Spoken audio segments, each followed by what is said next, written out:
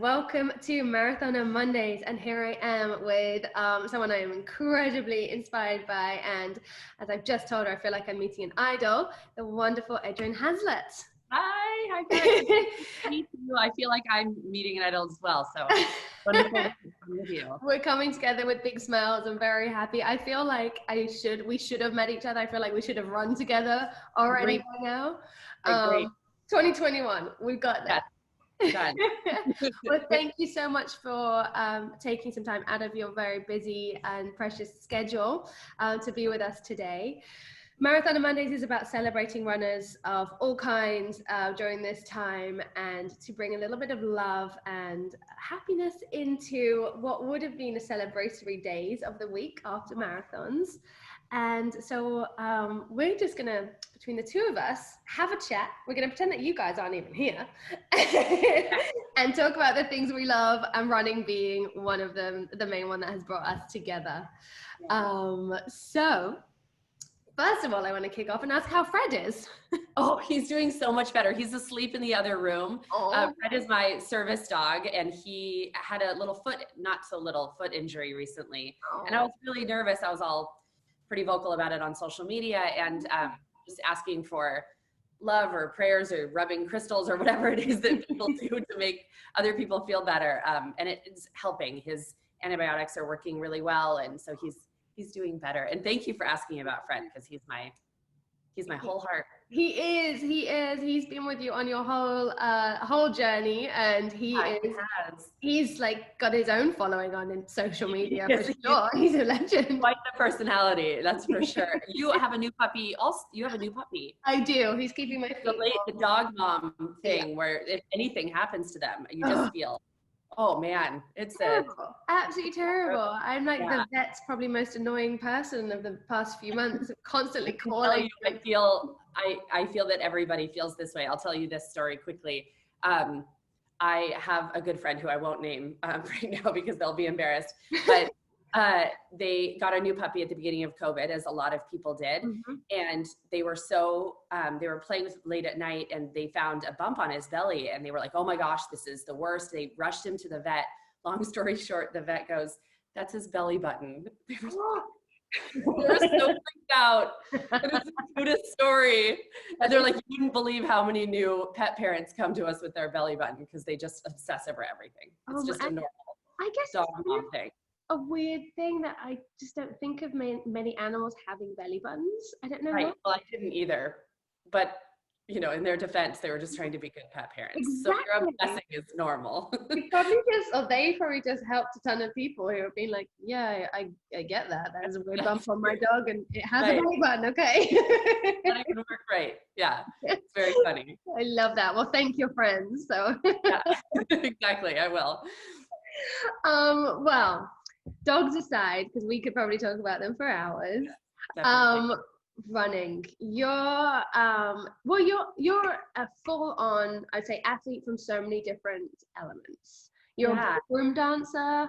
Yes. You're a runner. You're an adventurer. Your traveling adventures are incredible. I read that your whole family are like, you come from a family of adventurers where you were taken away to these incredible places when you were younger, and that stayed with you. Yeah, definitely. I love just moving your body in any way that you can. I didn't discover running until way later in life, but I've always been a dancer and always been an explorer, and just moving your body and feeling good, just getting that adrenaline going first thing in the morning there's nothing better. I was going to say, are you a first thing in the morning runner? Or are you an evening? Yeah, first thing in the morning. For me, everybody has their sweet spot in the day, and I understand that some people's schedules, they can't do it at night, or they can't do it in the morning or the afternoon. But for me, if I don't get it done right when I wake up, before I have time to think about anything else, I won't be able to fit it in, or I think of other things that need to be done, or I've already looked at my email, which would destroy my brain being clear for the run. But for me, I can't function very well during the day if I don't get it done in the morning. Oh my God. I'm exactly the same. I love my sleep though as well. Mm-hmm. And I'm sure you remember when you first got Fred, having a puppy is like, Ooh, yeah. It's very difficult to get up, because they get up at 5:30, and you want to get them out, and then you go back to sleep for an hour, and then everything's just like a juggernaut of rolling through the day on some other thing's schedule. And Yeah, I it is. really had It is to train an my adjustment. Yeah, it's an adjustment for sure. and it's a great thing because before Maurice, I would have been like, oh, I run no matter what in the morning. Yeah. I'm like you. If I don't run, I have a very specific mood difference. Mm-hmm. And other people don't seem to notice it, but I know it up here. Yeah. And now you would say they know. yeah, but now I just have to. Like this morning, we were tired after the wedding weekend, and I hadn't seen him all weekend, which is like my first weekend away from him. And I just wanted to cuddle with him this morning, and I knew I was like, I'm not gonna have time. Once my day starts today, it's rolling, and I'm not gonna have time to go. And it's been a really wonderful exercise in sitting down and being like, okay, you don't run today. It's quite all right. Yeah. And you know, this other being needs you, and you need them, and it's the bonding and the adrenaline push. It's a different kind of adrenaline that you get from that love. Is also needed. And I think, you know, that's a form of therapy, at least it is for me. And I think that, you know, it is a nice exercise for sure. It definitely is. I'm appreciating it. I wish he could understand my thanks. I know. Do you know what I'm sacrificing for you? Do you understand me? They're like, huh? Yeah. Give me a treat, right? right, exactly. So tell me, did you stay in Boston during the whole of COVID? I have, yeah. So I live right in downtown Boston. I'm looking at the skyline right now. If I could flip this over and make it work and show you, it's beautiful. But I'm in downtown Boston, and you know, my whole family is on the West Coast with all the fires and the everything over there right now. And so I haven't been able to see family, but I have a secondary family of friends here. But you know, I gotta call my friends out. They're really rule followers, and I am too, but like we didn't break the COVID, you know, we didn't create a bubble until recently of being able to see people. So it's been a hard adjustment to just be in an apartment alone with Fred for a long period of time. Oh my gosh, I can imagine. Yeah. You're like, okay, you kind of go stir crazy, and you think there's only so much you can do to decorate your apartment or move stuff around to make it exciting. Speaking my language, I've redecorated like 20 times. Yeah. Amazon and Wayfair and all of these other places are just constantly, I'm just staring at the screen. Just, maybe that would look nice on that wall. I could do that. Yeah. Yeah, it's tough. But being in downtown Boston made it a little trickier for exercising and getting out for runs, because while I'm lucky to live directly above a CVS and across the street from a Whole Foods, that meant that there's always foot traffic around, even when it's in lockdown. And so, you know, your mask needs to be up all the time when I'm running around my neighborhood, because there are so many people out, and that just provides its own unique challenge to getting in, you know? It really does. What's your favorite route to run, like from your apartment? Where would you go? From my apartment, well, I'm lucky if you know, it's living in downtown Boston, the finish line is right here, and then the course is right there. So my favorite way to run, I'm pointing as if you can see it, is straight out my door into downtown Boston, hit the finish line, run a little bit of the course onto Hereford and Boylston, and then run down to the Esplanade, which is right on the Charles River, and then just run the loop in the Charles River, because, you know, it's away from traffic, it's safer. Hopefully there aren't as many people out when you get out of the park area, and you can just run right next to the Charles, which is beautiful. You know, it's a good route. Yeah. Oh, I love it. You live really close to my aunt and uncle. Oh, good. You literally live over the road from them. If I'm thinking of the right places, they live, I always forget their name. The road parallel to Boston, the main road. Cambridge. Yes. Or they live across the river in Cambridge, or are you thinking of a road like Commonwealth or? Oh no, Commonwealth. Yeah. Oh yeah. So I was in Commonwealth before coming here. It's like one road back from the finish line. There's that big shopping mall. Yep. And they're on the other side of the shopping mall off the main road. Yes. Incredible. I know exactly where that is. That's less than a mile from my house. Yeah. Oh my gosh, I adore that area, and obviously very useful for going to either run or cheer at Boston. Of course it is. Yeah, that's prime real estate to stay. Then you don't have to commute in and out of the city with all the runners there. Yeah, well, out on the way, but yeah, this is definitely was a very easy, like, okay, I'm done, like that. Yeah. Yes. Incredible. Oh wow. I honestly, I think Boston is one of I've been visiting my aunt and uncle since I was tiny. I would just come over and stay with them, and I remember going to FAO Schwartz when it was there, and getting this giant teddy bear and just going. Yeah. I walked the teddy bear apparently down to the Charles River through the park. When you were always meant to have a dog. Yes. Just come on, I'll take you. Yeah, of course. I love that. Boston is a beautiful city. I grew up in Seattle and then moved to Boston when I was maybe it was like 13 years ago or something. Wow. Oh my gosh. So you really are. Yeah. You really are a Boston love. Yeah, I love Boston so much. Amazing. Now, did you dance in Seattle and then move to Boston dancing as well? I did. I danced right out of high school and then was really fortunate to be able to go pro. So I do ballroom, which is a lot of people think it's Dancing with the Stars, which it is. It's very similar. That's ballroom dancing. So anything where you dance in a partnership, whether that's side by side or in dance hold.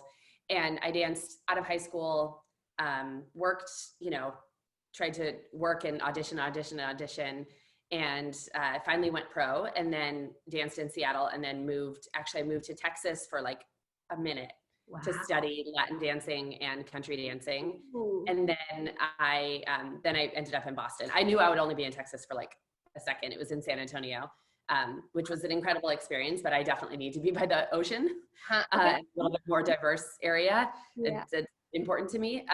So then I moved to Boston. I never looked back. I knew that my coach in Seattle said, if you want to be the best, and I wanted to be the best in the world and win worlds, or at least place in the top 3. And I went to him and I said, I've got to do this. And he said, if you want to do it, you've got to move to the East Coast, because you get instructors from across the pond and coaches from across the pond. And that's where, Blackpool is, which is the biggest competition and the best coaches. So I needed to move, and I knew no one in Boston when I moved. I just said, this is my dream. I want to be Ginger Rogers when I grow up. I need to do this, and I'll move to Boston. Like, it's a beautiful city. I had visited it growing up, but I knew no one. Yeah. Wow. That takes a lot of guts to do that as well. It was a unique experience, but I don't regret it, for sure. No. And I mean, I guess when you follow your heart and your passion, and when your passion runs that deeply inside of you, that is your safety blanket. And that, I think if you move somewhere on a whim, then it still takes a lot of guts, but you're probably going to travel with a little bit of fear and a little bit of hesitation. But when you knew what you were following was your absolute dream, and that anything that followed it would also become something that would flourish. Yeah, I think you've got to be working out okay. I think I don't regret the decision whatsoever. Amazing. Ballroom dancing to me is so romantic, and just like, I always think in my mind, like, I've seen you dancing, I've watched videos of you dancing, I've seen you dancing over the finish line of Boston, like, oh my God. Experience. And it just always makes me just think, like, I'm awful when it comes to romance and not crying and things like that. Like the wedding this weekend. Oh, yeah. I look like Mike Tyson. I'd had 5 rounds by the end of the day. But it just, I don't know how you hold it together. You just, all dancers do, but you just have this smile of beauty and just calmness on your face. I'm like, how do you do that? Thank you. You feel, I know this sounds cliche and every dancer says it, especially, well, I think every dancer says it, but I only know ballroom. I will get to a wedding and hip hop will come on and I'm like, that's over. Like, I don't know what I'm doing at all. Just in case anybody thinks I'm like an all-star dancer all around. That's not it. But I'm not as fun at weddings. But you do feel like you're flying, you really do. So I think that smile that I have, it's like those fleeting moments where you're gliding across the hardwoods or the finish line. I had the opportunity to film a commercial and close down Boylston Street and be able to dance there, which was a total dream. And it's just an amazing feeling to be in the arms of your partner where you're creating this art to this music. And I've always been a fan of music my whole life. I didn't have any interest in playing. I certainly cannot hold a note to save my life singing, but I had an interest in music and dance. And it's sort of the chicken or the egg argument where some people dance because they love to move their body and music is secondary to that. And some people dance because the music is just overcomes them. And that's more me, you know, which one is more, I don't want to say important, but which one is more overwhelming and feeling to you. And that's music. I can be moved almost the same way without dancing by music that I can with dancing. Does that make sense? Okay. Yeah. It's like a parallel. The dancing just adds to it. Yeah, absolutely. So do you run to music? I do run to music. Yeah. When I remember the ballroom. I don't run to, well, you know, it's interesting. If I really feel pumped for a run and I know I'm just ready to just go after it and I have a long run ahead of me and I know that I need to slow down, then yes, I'll listen to like waltz and foxtrot at the beginning just to kind of slow my cadence down. Yeah. Because if I listen to my jams right at the beginning, I'll go out too fast and just like punker out at like mile 2. So that's, you know, that's always been a struggle for me, but I do listen to music while I run, but not on treadmills. No. Never. No. Well, I shouldn't say never. I don't listen to my own playlists on treadmills. I'll listen to somebody else's playlist. My feet have been trained my entire life to move to music. Yeah. And my first time on a treadmill, again, running came to me later in life. And my first running on a treadmill, my feet started moving to music and I almost fell. And then I did it again and then I almost fell. And like my feet are so trained to move a certain way. Wow. That it's hard for me to keep that cadence on a treadmill. I can keep it on pavement, but I don't know. It's interesting. Wow, that is so interesting. It's a studio room and it feels like a dance studio. And that's why my feet just take over. Yeah, they're like, okay, I'm going to go this way. I'm going to do this. I know this. I can do it if somebody else is in charge of the playlist and hyping me up like Peloton for sure. I can do it without a problem. But if I'm on my own way, I just shouldn't be doing that. Only outside. Okay. Yeah. Take the headphones away from you when you're inside. Right. Yeah. All right. Let's go this way. Like that's not working at all. Yeah. It is difficult. I really don't run with music outside, which is crazy. Whenever a journalist says to me like, oh, what's your playlist to run to? Because I make playlists for a living for other people to run to. Yeah. And I'm like, I don't have one because I don't do it. Like, interesting. Yeah. I listen to podcasts or like interviews and I kind of do that, but I will listen, like obviously I'll take my colleagues' classes and on the tread and listen to their music. It's bizarre. I really am like, you know, I kind of listen to my own breath. That's loud enough. Well, it might be, you know, everyone has their own way to zone when you run, right? You're thinking about to-do lists or how they're going to go through the world or how they're going to have a difficult conversation or what to do in COVID or any of these things, right? We all have our own discussions. Maybe that's just me when we're running.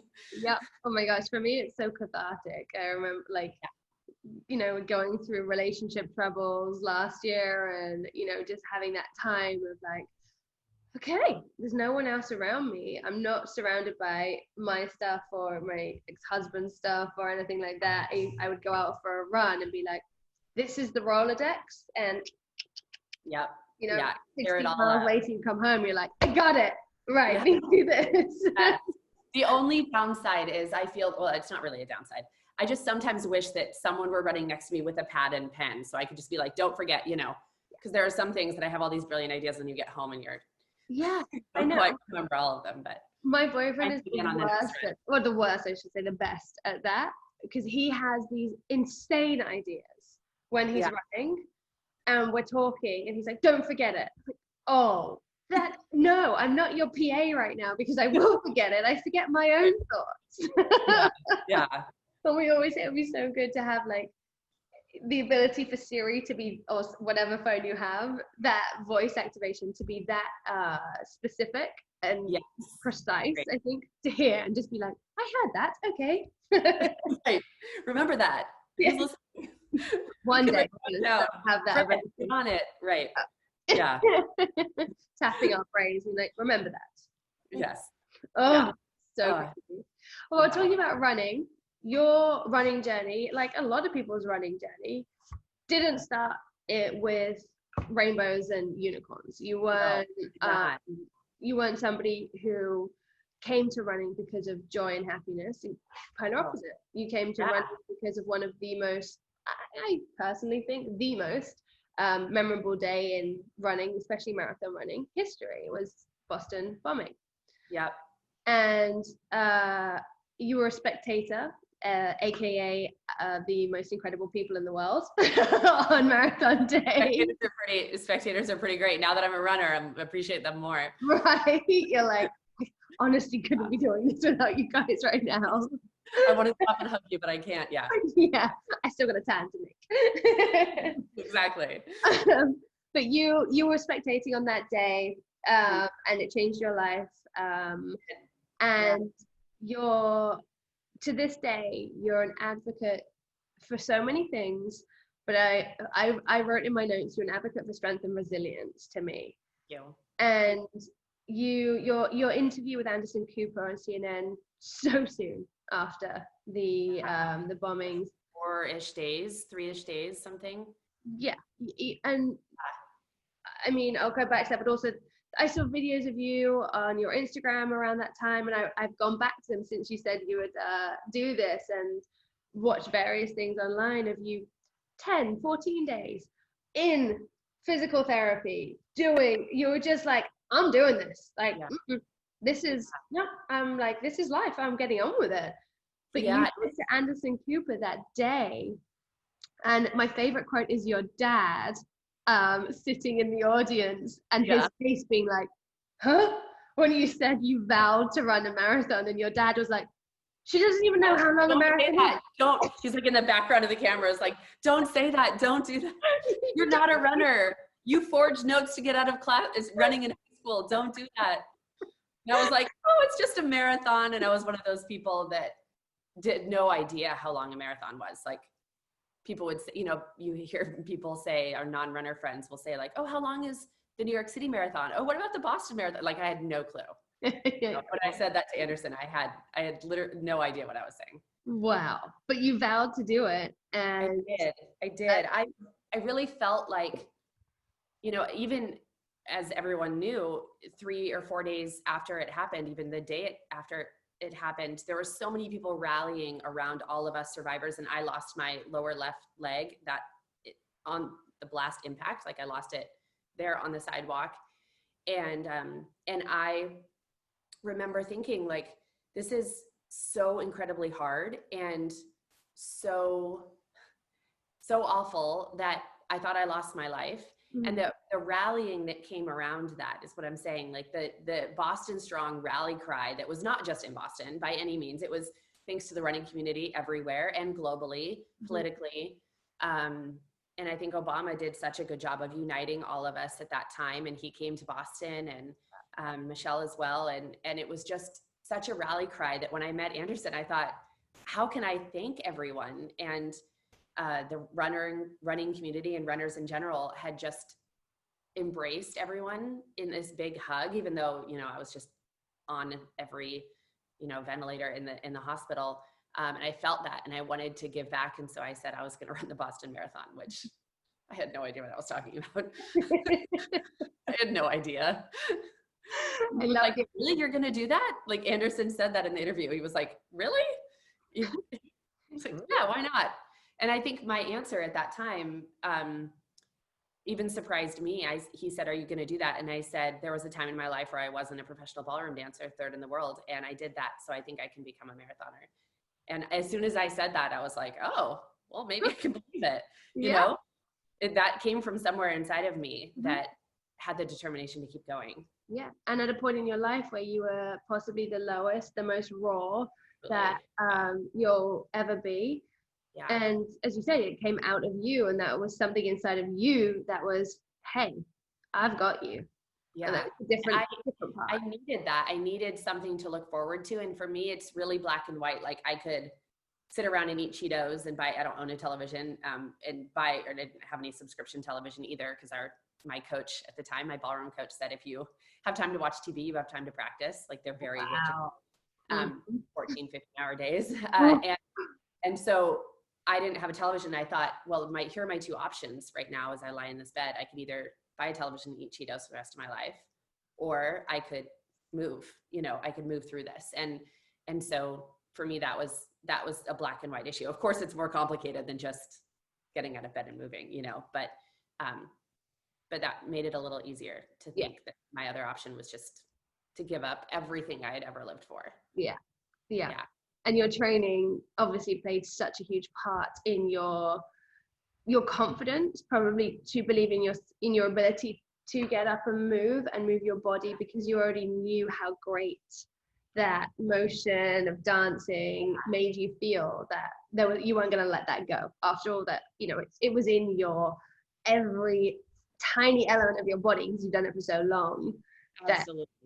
It wasn't there. And whether running became your new thing, and you fiercely, like, you went about it, you were just like, here we go. I forget the guy's name, the Cirque du Soleil performer, who you were like, yo, what is your leg? Because you came on stage and you look so beautiful.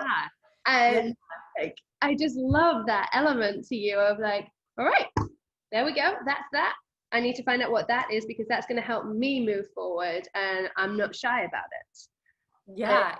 Really, the prosthetic is what you wear at the end of your leg to walk or run or dance or do anything, to move.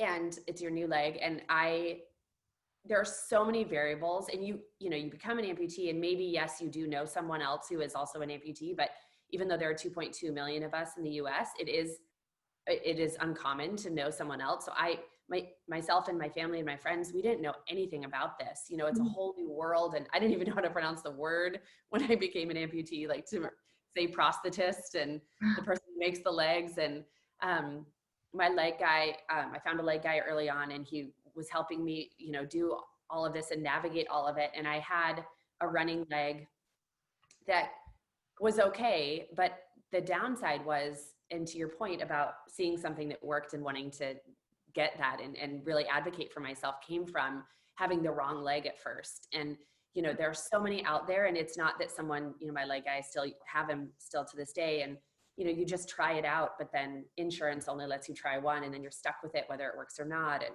there's just a lot of complications. And I had the wrong leg, and I trained. But one of the things that I was told, which is greatly contributed to my advocacy work now today, is that I can only learn how to run if I learn from someone who's also an amputee.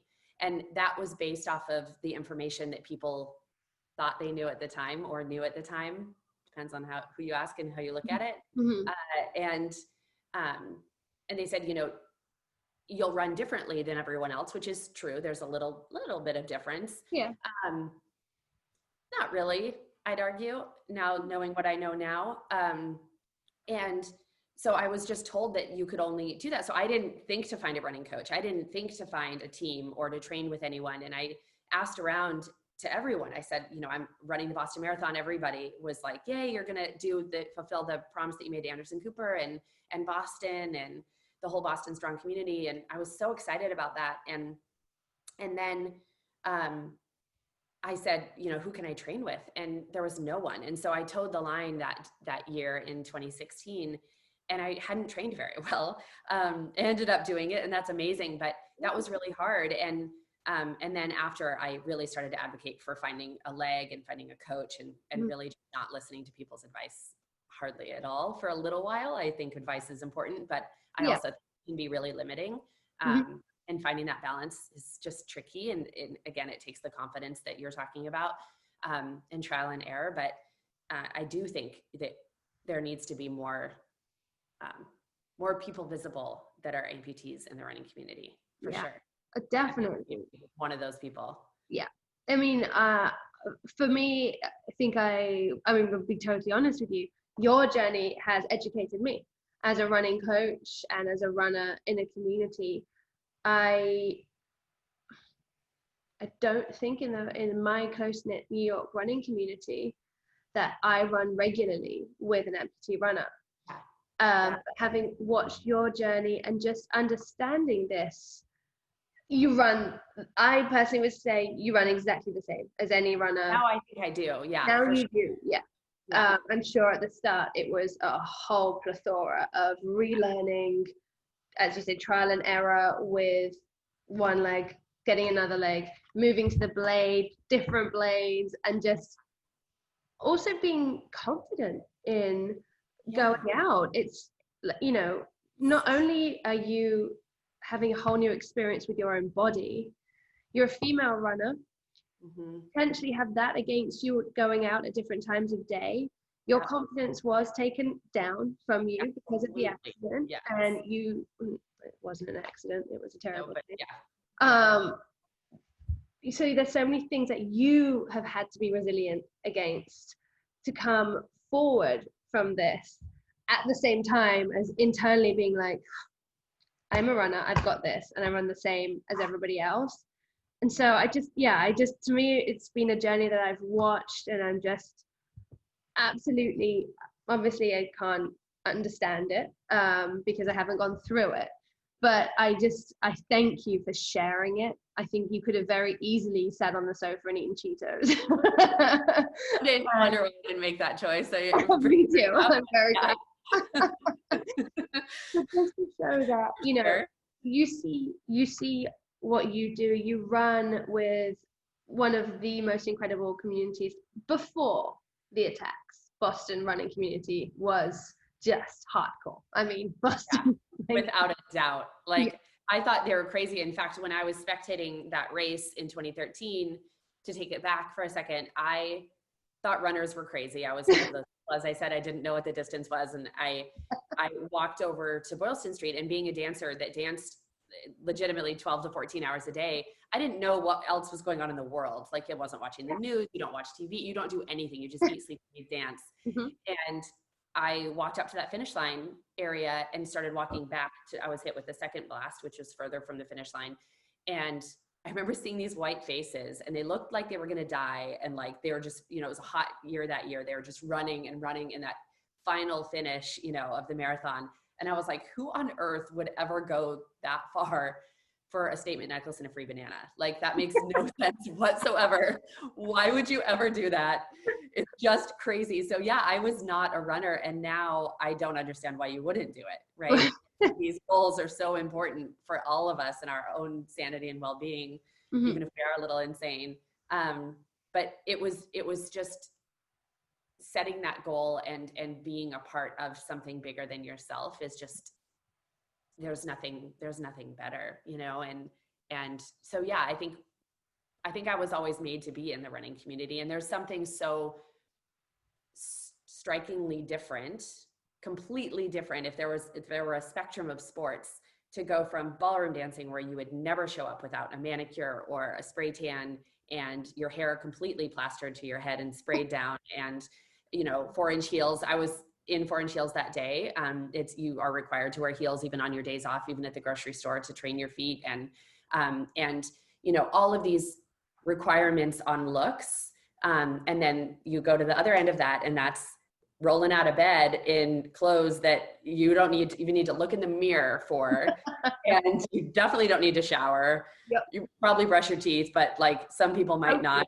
And depending on you just go out the door sweaty, and then you show up to brunch sweaty, and everybody loves you for it. Like, that's the stark difference that those two things are, is I think what really drew me to running. It's been you're talking about confidence. It's been a huge boost in confidence to just have this radical self-acceptance of who you are when you first wake up, and what you can accomplish with your body, no matter what's missing or different or anything else about it. And be accepted into this community has just been, it moves me to tears. Like, it's incredible.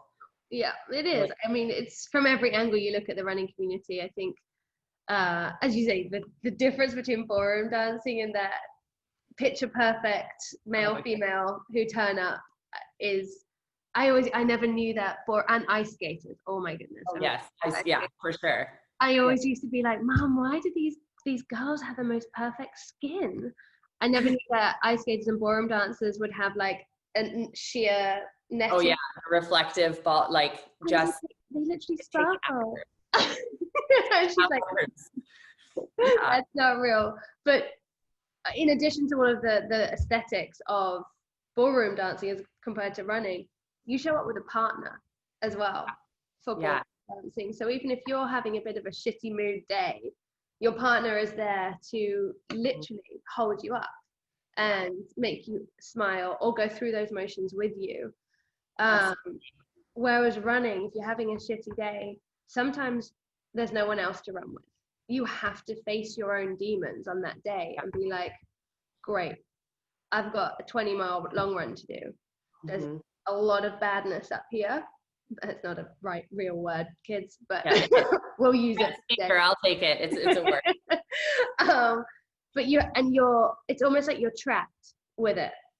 Yeah. And I think the ability, I haven't gone through a lot of, I haven't had a lot of adversity in my life compared to a lot of people, definitely compared to what you've gone through.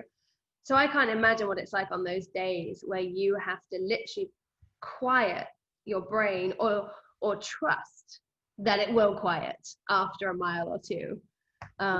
It's very tough. It's very tough. And what you're saying about ballroom, you're going to practice and you're meeting somebody there. They're expecting you to be there at 7 a.m. or 9 a.m. or something. And so you're heading out, especially now during COVID, you're heading out, let's say, for your example, for a 20-miler. I have not done a 20-miler during COVID, just to lay that down there. But let's say you're going out for a long run even, and you don't have someone so there to pump you up, and it's very tough. And for me, yes, I have, I've never made it a secret that I'm in therapy, and I'm incredibly grateful for it. And I'm a fierce advocate for therapy. I will also say that it takes a while to find your right therapist. So, I definitely have those days where it's a broken record up there of like, oh, maybe a leg isn't supposed to do this distance. Maybe, I should have been learning how to run from another amputee. Maybe I shouldn't be doing this. Maybe the time goal I have, hasn't been reached by another amputee because it's not doable. Like there are all these new ways that I'm going about this and pushing the envelope on what an amputee can do, or a blade runner, or however you want to call us. And so, I have all these thoughts of like, should I not? And then, there's the body issue of going from someone who's been praised for having, like, no body is perfect, by the way, but in ballroom, you definitely say that perfect word a lot, and your coaches say it a lot. And there is a ton of pressure, and it's not healthy. Not all ballroom. I know there are dancers out there that love it and are in healthy environments. Mine was not all the time. Sometimes it was, but most of the time it was not. And you have those thoughts about, this perfect body. And then my world got rocked. And then there's, it comes into this radical self-acceptance that I'm talking about, but it, to your point, that broken record that can play can be brutal for sure.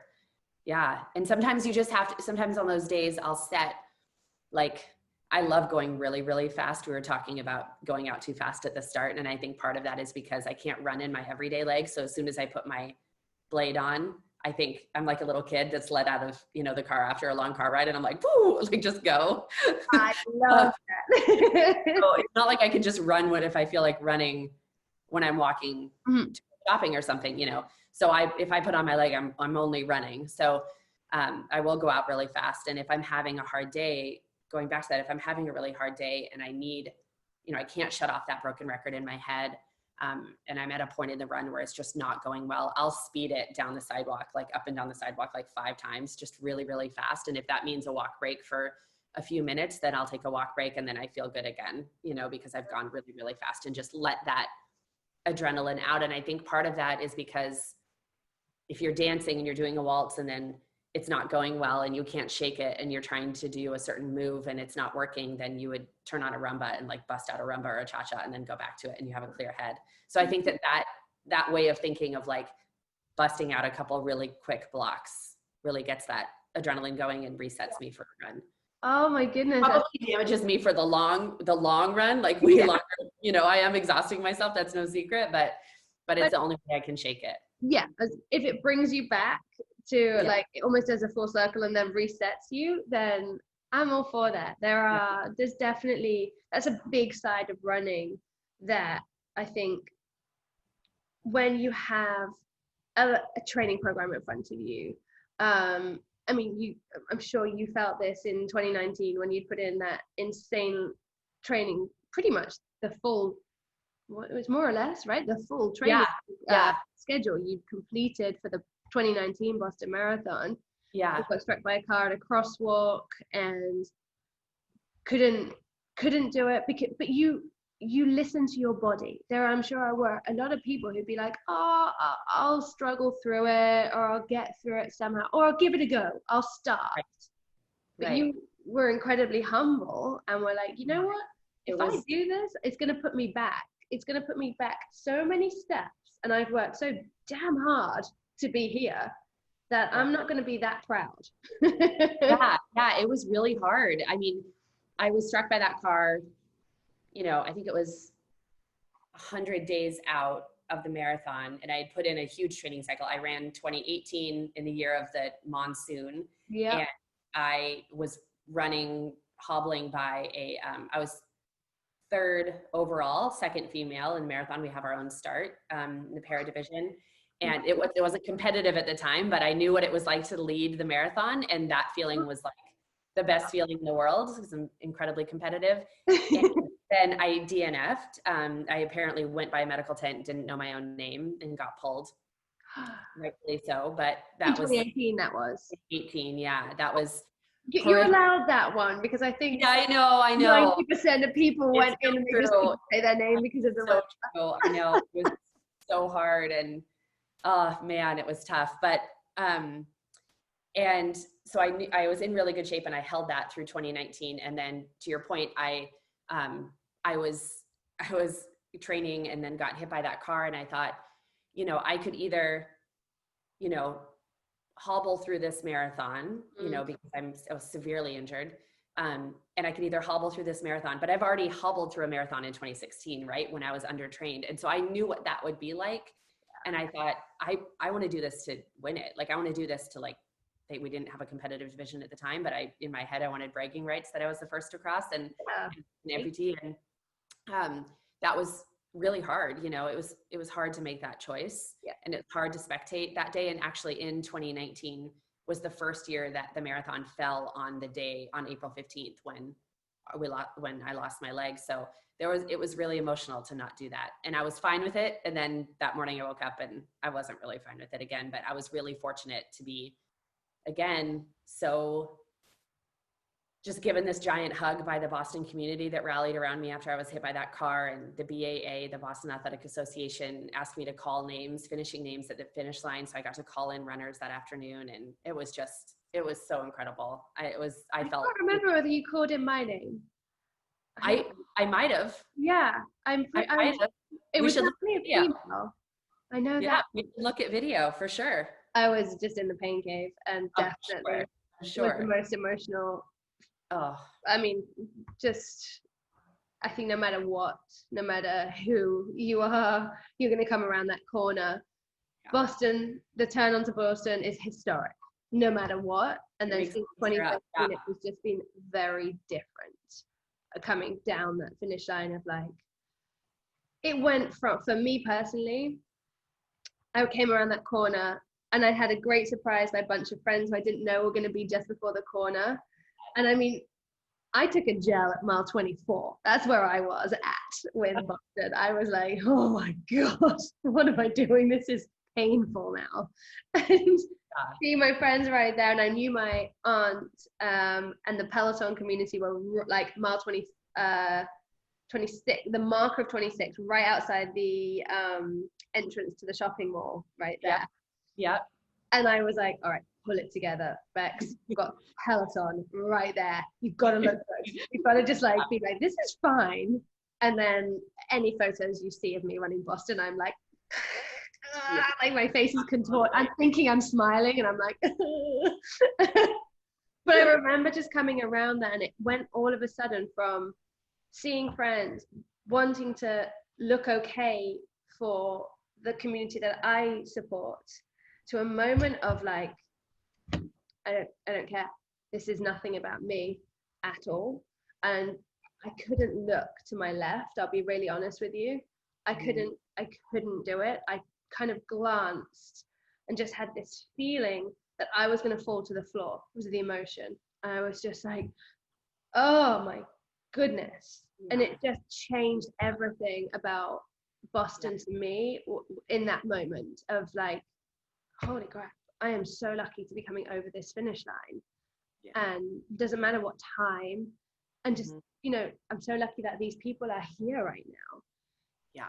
And it was so emotional. I literally hugged the girl who I came over with, and we just cried. We stood there and cried, and she was like, have you run this before? I was like, no, this was my first time. Neither of us looked at our times. We ended up staying together for a while, and we both PR'd, but we didn't know, or it didn't matter in that moment. Right. It was so emotional, and I can't even imagine for you that first 2016, that first year you came over it, 2018, of just getting to that corner and having that, this is Boston. Yeah. It's so, I totally hear that. It makes me tear up. I feel it in my throat hearing your experience. And it's so emotional, you know. And again, in 2016, I ended up having a leg issue at mile 6 and pulled over into a medical tent. And I was told by so many people, like, oh, you gave it a go. Like, you gave it the old college try. You should just, you know, let it go. And I thought, heck no, like, like, this is just a pit stop. Like, I don't want to be here at all in this medical tent. They were so helpful, by the way, but I didn't want to be in the medical tent, and nobody does. And it's not your plan for the day. And then I kept going, and I had to like walk so I'll say this really quick. So your knuckle right here, this is the end of your leg. This is your tibia fibia bone when you're an amputee. And this goes into your prosthetic leg, and that's carbon fiber, but we have a padding that's there to give everyone a quick little 5-second lesson. And this is carbon fiber. So it's super hard pounding the pavement, and that's what we run and walk on. But there's padding there, and my leg swelled up really hard at mile 6, and I took off my leg, and it swelled up like the size of a watermelon. And I couldn't get my leg back on. And so I was so worried. I didn't account for cups being thrown. Obviously not, no one was out to get me. It was just a marathon. There's water cups being thrown everywhere. And my leg got wet. I had to take it off. It swelled up like crazy. I took that pad off and I put the carbon fiber on anyway. And I went just on my knuckles and the carbon fiber from 6 to 26.2. And it took me a long time to get there. And I say that only because when I took that turn from Hereford onto Boylston, the race had closed. I had taken so long to get there, and I was with 3 of my best friends, and we were all running together, and we all got to start together thanks to BAA. And we took that turn, and there were still people out there that knew I was out on the course and just blew up and just were so loud. And even though the road was open, I don't know if cars were driving, but there were golf carts from the BAA there. And it was just so loud that any experience that you have in that moment of going down Boylston, no matter if you're final finisher or first or in the middle, like I can't imagine, like it's so moving. I was a sobbing mess. I could barely see straight. I was in so much pain, but I think that's common. And I thought I had done some serious damage to my leg. But I will say, having gone from one of the final finishers, barely training, to really training my butt off and having a DNF, to being injured and not being able to run, I hope 2021 would come in first. It would be a really good ending to that, because I know I have it in me. Yeah. Definitely. Oh my goodness to you. And we will be there cheering at that. Thank you. Sure. I'll need it, sure. I can't imagine the comeback of all of these marathons when we're able to run them again, and the amount of rallying that will be done around all the runners, and how wonderful it'll be to be out there again. I know. It's I'm so sad that New York's not happening because of it being the 50th anniversary this year. It was that's right. a magical race this year. Yeah. But it will be back. I mean, they'll be back. And it'll technically be the 50th. It will, because it won't be. I think they should cancel it this year because of that, to make it 50th. I think so too. Yeah, it's really difficult when races get canceled this year. So we didn't have a competitive division in the para athlete division for amputees, and I had some very difficult conversations with people about inclusivity and making sure that we're included in a competitive division. And the BAA finally decided that it would be a competitive division for the 2020 marathon, and then everything got canceled. So we have a full competitive division with a full para elite field, and I'm one of those people, and I'm just excited to be able to get out there and show people what different abilities can do out there on the marathon route and break some world records. It'd be pretty awesome. Would it be one of your dreams to have a USA jersey on one day? Yes, absolutely, without a doubt. Yeah, they don't even have a para athlete marathon for the Paralympics right now. They still don't think we can do it. So I see you at the front with the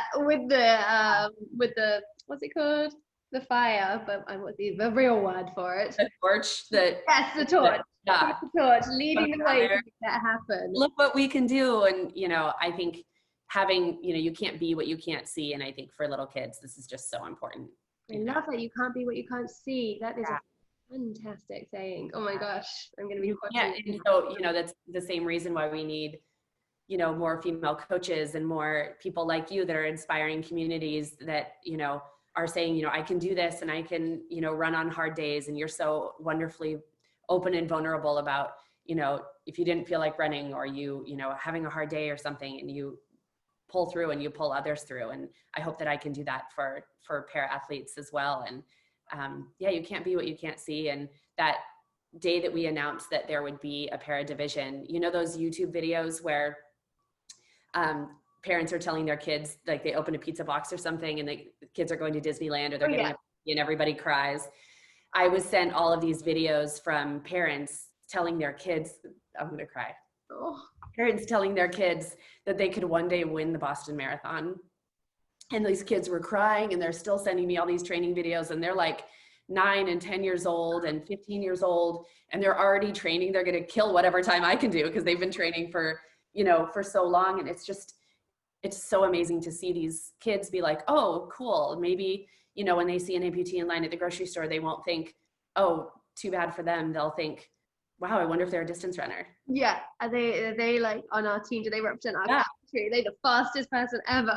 It's like, that's, I want, that would be amazing. So it's pretty wait to see what they can do. No way. Oh my gosh. Yeah. And just from because then they'll have juniors, and then they'll lead into it. It's just, you've literally have changed the world. It's incredible.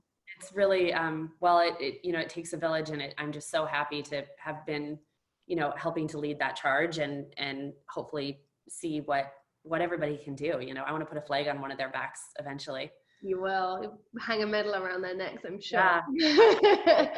Like an Olympic medal, I would say. Yes. So what would you say? You've got so many accolades that I'm sure inspire you and make you feel like your best self. But is there one thing that makes you, by yourself, feel inspired or feel like your best self? Like, even if it is like a lick of your favorite red lipstick, or having a specific color on your nails. I don't know. I'd say, this is so funny. The first thing that came to mind was a spray tan. That just never leave me. And I used to feel shame for saying that, but I'm so Irish. This is me with a spray tan right now, by the way. I'm so Irish that I just love the tan in a can. I would say that. And a good workout. Awesome. Yeah. I love that. And that's like me, the honesty of like, Yeah, I'll never get past it. You can't take the girl out of the ballroom. It's no, just that's perfect. And uh, that's what makes you feel like your best self and make that smile even bigger, then take uh, it. Absolutely take it. Oh my gosh. days we can use Well, anything we can get, right? exactly. These days, for sure. Oh my gosh, anything. I'm like homemade body scrubs and all sorts. That's what's going on in this house. That sounds awesome. I was going to ask you this as a finishing question, but I feel like I already know the answer. Yeah.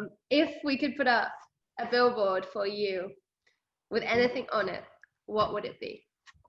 Oh, geez. Um,